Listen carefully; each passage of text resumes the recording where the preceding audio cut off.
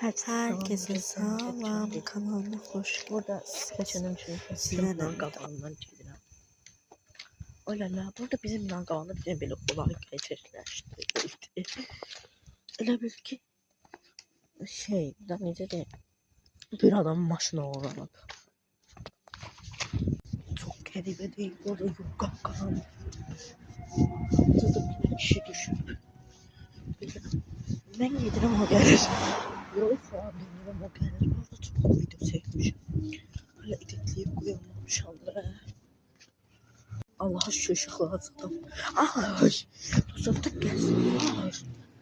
İnəydi bağlayıb, neydi uçuzdu, onun önündə bıçdım altıma. Arkamda gəlirlər elə.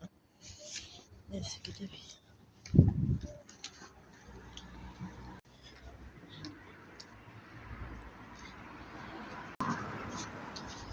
Dostlar gedirik və marketə girdim. Sən xal. Bir dənə biz ona lazımdır. Bir dənə də kəsən.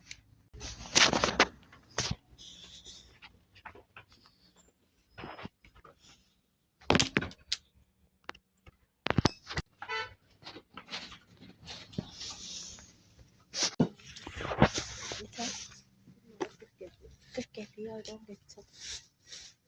Sen Gələcək. Sən gələndə alaram. Adam verdim. Yox, Yok aslında ev yok. Yok. Adam verdim.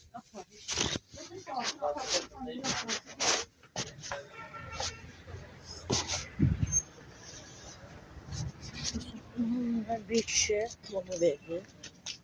Tabii ki satmadığı için onun kartını attım.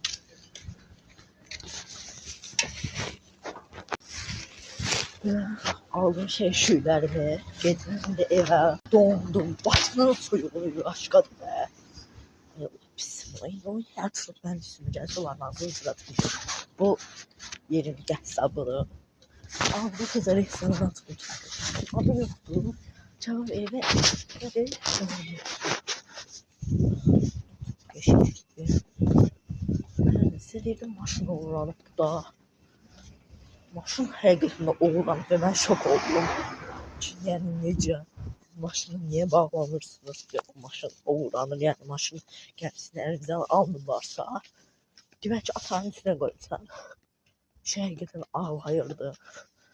Sən çox acıdı deyim.